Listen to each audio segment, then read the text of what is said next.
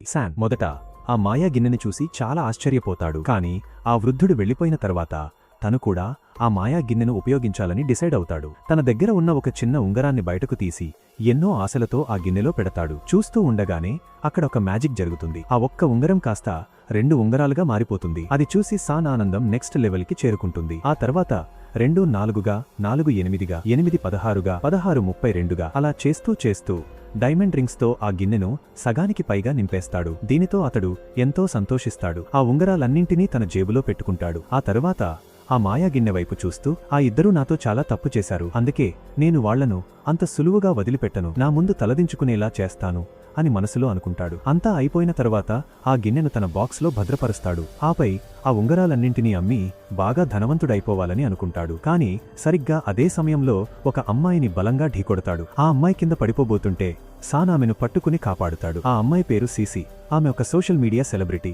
తాను ఒక delivery boy చేతుల్లో ఉన్నానని గమనించిన సీసీకి ఇంకా ఎక్కువ కోపం వస్తుంది. నీకెంత ధైర్యం, నన్ను అడ్వాంటేజ్ తీసుకోవాలని చూస్తున్నావా అని గట్టిగా అరుస్తుంది. శాన్ ఆమెకు సర్ది చెబుతూ, నన్ను క్షమించండి, నేను పొరపాటున మిమ్మల్ని ఢీకొట్టాను అని అంటాడు. కాని సీసీ అక్కడి నుండి వెళ్లిపోబోతుంటే తన హీల్స్ విరిగిపోవడం గమనిస్తుంది.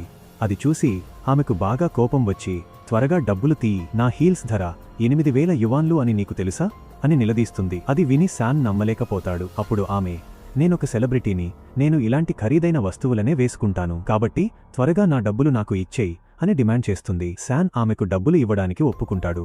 కాని అతని దగ్గర అంత క్యాష్ ఉండదు.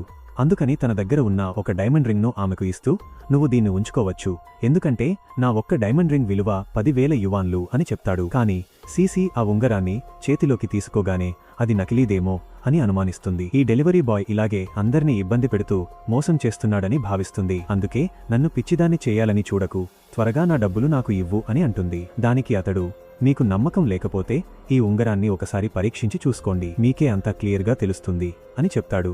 అప్పుడు సీసీ మనసులో, ఒక డెలివరీ బాయ్ అయి ఉండి ఈ రకంగా జనాన్ని మోసం చేస్తున్నావా, అందుకే నీ దగ్గరున్న ఉంగరాలన్నీ నిజమైనవా కాదా అనేది నేను తేల్చాలి అని అనుకుంటుంది. అలా ఆలోచిస్తూ తను అన్నలా భావించే ఫామ్ అనే ఒక ఫ్రెండ్కు కాల్ చేస్తుంది. అతడు ఆ సిటీలోనే అతిపెద్ద జ్యువెలరీ షాప్కు సీఈఓ.